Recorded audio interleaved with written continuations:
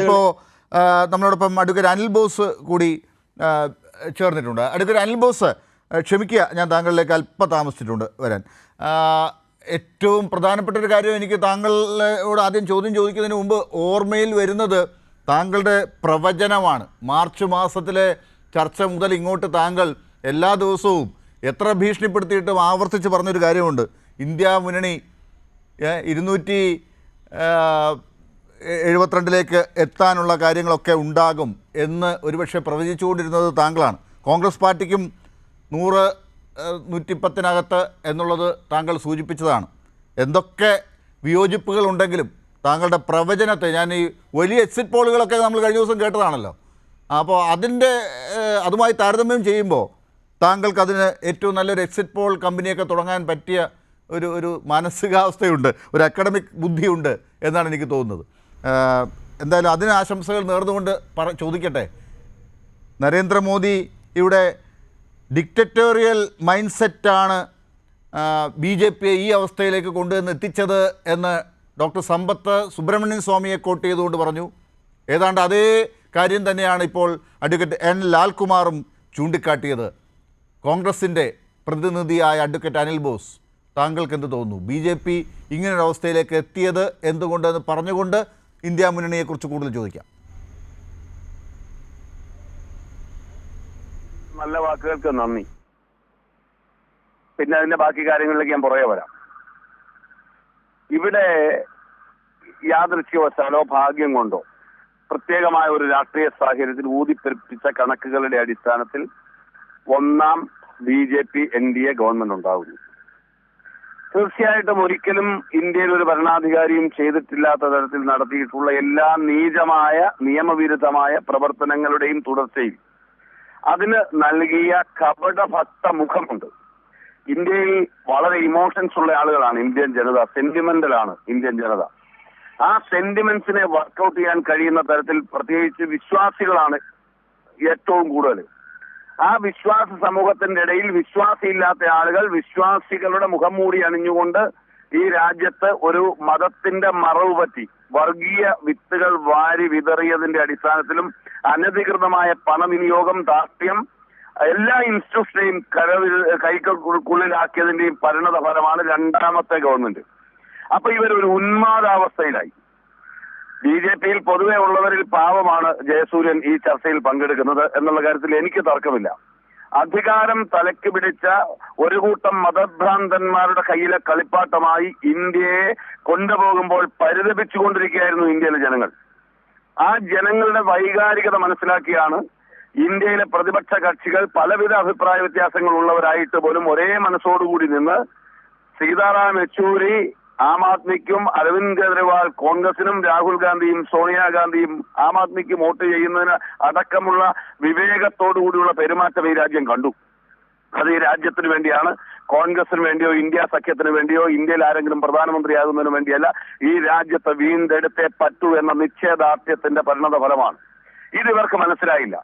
ഇവര് അമ്പലങ്ങളാകുന്ന അമ്പലങ്ങൾ, വിവേകാനന്ദ പാറയിൽ പോയിരിക്കുന്നു, വിവേകാനന്ദനോട് സ്നേഹം. കൽക്കട്ടയിൽ ഞാൻ പറഞ്ഞല്ലോ, ആ ചർച്ചകളിൽ പറഞ്ഞിരുന്നു, 8-10 സീറ്റിനെ സ്വാധീനിക്കാൻ വേണ്ടി വിവേകാനന്ദ പാറയിൽ പോയി കുത്തിയിരുന്നാൽ ഒരു കാരണവശാലും അവിടെ തൃണമൂൽ കോൺഗ്രസിനെ അവഗണിച്ചുകൊണ്ട് ഇവർക്ക് മുന്നോട്ട് പോകാൻ കഴിയില്ല എന്ന് പറഞ്ഞു. ഇതിനു മുമ്പ് നമ്മൾ ചർച്ചകളിൽ പലവട്ടം പറഞ്ഞു, 40 അപ്പുറം കടക്കാൻ BJP NDA ഞങ്ങൾ UPയിൽ അനുവദിക്കില്ല എന്ന് പറഞ്ഞു. ഇതൊക്കെ വെറുതെ പറഞ്ഞതല്ല. ഹരിയാനയിലും പഞ്ചാബിലും ചണ്ഡീഗഡിലും ഹിമാചലിലും ഡൽഹിയിലും UPയിലും പോണ്ടിച്ചേരിയിലും തമിഴ്നാട്ടിലും അടക്കം ഈ തെരഞ്ഞെടുപ്പുമായി ബന്ധപ്പെട്ട് യാത്ര ചെയ്തും ഭാരത് ജോഡോ യാത്രയിൽ 4080 കിലോമീറ്റർ നടന്ന് ഈ രാജ്യത്തിന്റെ പൾസ് മനസ്സിലാക്കിയും രണ്ടാം ഭാരത് ജോഡോ ന്യായയാത്രയിൽ മണിപ്പൂർ അടക്കം പോയല്ലോ, നാഗാലാൻഡിൽ പോയി, ആസാമിൽ പോയി, അങ്ങനെ മുഴുവൻ സ്ഥലത്തും നടന്ന ആളുകളോട് സമ്മതിച്ചിട്ടാണ്, നേതാക്കളോട് സമ്മതിച്ചിട്ടല്ല. ഒരു ഘട്ടത്തിൽ ഞാൻ പറഞ്ഞിരുന്നതിൽ ഓർക്കുന്നുണ്ടാവും, ഇന്ത്യ സഖ്യത്തിന്റെ നേതാക്കൾക്ക് പോലും വ്യക്തമായി മനസ്സിലാക്കാൻ കഴിയാത്ത അത്രയും രോഷം ഈ രാജ്യത്തെ ജനങ്ങൾക്ക് ആരോടുണ്ട്? BJPയോടുണ്ട്. എക്സ്പെഷ്യലി നരേന്ദ്രമോദിയോടും അമിത്ഷായോടുമുണ്ട്. BJPക്ക് അകത്തുള്ളവർക്ക് പോലും. അതിന്റെ പ്രതിഫലനമാണ്, വളരെ കൃത്യമായി ഞങ്ങൾക്ക് ബോധ്യമുണ്ട്, UPയിൽ പ്രതിഫലിച്ചത്. അതിന്റെ പ്രതിഫലനമാണ്. ഇവിടെ ഞാൻ ആവർത്തിക്കുന്നു, ഇവിടെ ലാൽകുമാർ പറഞ്ഞ വരി ഞാൻ കേട്ടു, 2-3 ദിവസം ഒരുപക്ഷെ പ്രധാനമന്ത്രിയായി നരേന്ദ്രമോദിക്ക് ഇരിക്കാം. അതിനപ്പുറത്തേക്കാണ് കാര്യങ്ങൾ. ഞാൻ ചോദിക്കുന്നു, BJPയുടെ ഒരു പ്രതിനിധിയാണല്ലോ ഈ ചർച്ചയിൽ പങ്കെടുക്കുന്നുണ്ടല്ലോ നമ്മുടെ സ്നേഹിതൻ. കഴിഞ്ഞ 10 വർഷക്കാലം ഈ തെരഞ്ഞെടുപ്പ് ക്യാമ്പയിനിൽ നരേന്ദ്രമോദി വരുന്നു, ഇന്ത്യൻ പ്രധാനമന്ത്രിയാകുന്നു എന്ന് പറയാനുള്ള തന്റെ ഇടം ജയസൂര്യക്കുണ്ടോ? ഞാൻ ചലഞ്ച് ചെയ്യുന്നു. നരേന്ദ്രമോദി വീണ്ടും ഇന്ത്യയുടെ പ്രധാനമന്ത്രിയാകുമെന്ന് ഈ ചർച്ചയിൽ BJP പ്രതിനിധിക്ക് പറയാമെങ്കിൽ ഞാൻ ചലഞ്ച് ചെയ്യുന്നു. എന്തുകൊണ്ട് ഞാനത് പറയുന്നു എന്ന് വെച്ചാൽ എനിക്ക് നല്ല ബോധ്യമുണ്ട്. 272 അതിനപ്പുറവും കടന്ന് ഇന്ത്യ കാര്യങ്ങളിലേക്ക് നമ്മൾ നീങ്ങിക്കഴിഞ്ഞിരിക്കുകയാണ്. നരേന്ദ്രമോദി വീണ്ടും വരും, ഒരു സംശയവും ഇല്ല എന്നാ പറഞ്ഞത്. പക്ഷേ അനിൽ ബോസ് പറയുന്നത് തീരുമാനിക്കാറായില്ല, അവരെ അനുവദിക്കണം എന്നാണ്. ഇന്ത്യ മുന്നണിക്ക് എന്തോ തീരുമാനിക്കേണ്ടത്, അതൊന്നും കേൾക്കാം. അഡ്വക്കേറ്റ് അനിൽ ബോസ് പറയൂ.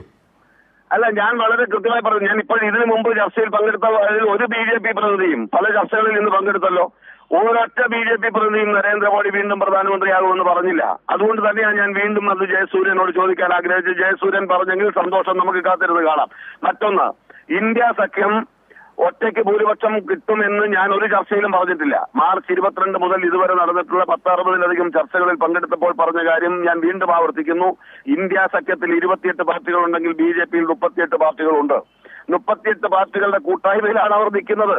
ഞാൻ പറഞ്ഞത് കോൺഗ്രസ് 50 സീറ്റുകൾ മിനിമം വർദ്ധിപ്പിക്കുമ്പോൾ BJPയുടെ ഒറ്റ പാർട്ടി എന്നുള്ള ഭൂരിപക്ഷം ഞങ്ങൾ നഷ്ടപ്പെടുത്തും. ഘടകകക്ഷികളുടെ സീറ്റ് വർധനവോടുകൂടി ഞങ്ങൾക്ക് ഈ ഭരണം അട്ടിമറിക്കാൻ കഴിയുന്ന സാഹചര്യം ഉണ്ടാകും. ഞങ്ങളുടെ പാർട്ടിയിൽ ഇല്ലാത്തവരും മറ്റു പാർട്ടികളിൽ നിൽക്കുന്നവരും അടക്കം ഞങ്ങളുമായി സംവദിക്കുന്നു. അതായത് താങ്കൾ പറഞ്ഞു വരുന്നത് ഇന്ത്യ മുന്നണി സർക്കാർ ഉണ്ടാക്കും എന്നാണോ പറയുന്നത്? ആ വാക്കിൽ ഞാൻ ഉറച്ചു നിൽക്കുന്നില്ലാതെ ഒരു വരി കൂടി പറയുന്നു. സർപ്രൈസ് പ്രൈം മിനിസ്റ്റർ ഇന്ത്യ മഹാരാജ്യത്ത് ജനങ്ങൾ കൈയടിച്ച് സ്വീകരിക്കുന്ന ഇന്ത്യൻ പ്രധാനമന്ത്രി ഉണ്ടാവും. ഇന്ത്യ മുന്നണിയുടെ ഒരു പുതിയ സർക്കാർ ഉണ്ടാകും, അവിടെ ഒരു സർപ്രൈസ് പ്രൈം മിനിസ്റ്റർ ഉണ്ടാകും, ഇതാണോ അനിൽ ബോസ് പറയുന്നത്? തീർച്ചയായിട്ടും 100% ബോധ്യത്തോടു കൂടിയാണ് പറയുന്നത്. അതിനുവേണ്ടിയുള്ള എല്ലാ പ്രവർത്തനങ്ങളും കഴിഞ്ഞ ഒരാഴ്ചയായി നടന്നുകൊണ്ടിരിക്കുകയാണ്. എല്ലാ എക്സിറ്റ് പോളുകളും വന്നപ്പോൾ ആ എക്സിറ്റ് പോളുകളുടെ ദിവസങ്ങളിൽ പോലും BJPയുടെ കൂടെയുള്ള മുന്നണിയിൽപ്പെട്ട ഘടകകക്ഷികളുണ്ടല്ലോ, അവരെ സഹിക്കാൻ പറ്റാതെ നിവർത്തിക്കേടിന്റെ പേരിൽ കൂടെ നിന്നവർ, അവരടക്കം ചർച്ച ചെയ്യുന്നത് അറിയാമല്ലോ. നമ്മൾ പലവട്ടമായല്ലോ ചർച്ചയിൽ പങ്കെടുക്കുന്നത്. ചർച്ചയിൽ മാത്രമല്ലല്ലോ, പല പ്രാവശ്യം വ്യക്തിപരമായും സംസാരിക്കുന്നവരാണല്ലോ. അതുകൊണ്ട് നമുക്ക് കാത്തിരുന്ന് കാണാം. നാളെ ഇന്ത്യ സഖ്യത്തിന്റെ യോഗം നടക്കട്ടെ. ശരി, വരാം അഡ്വക്കേറ്റ് അനിൽ ബോസ്.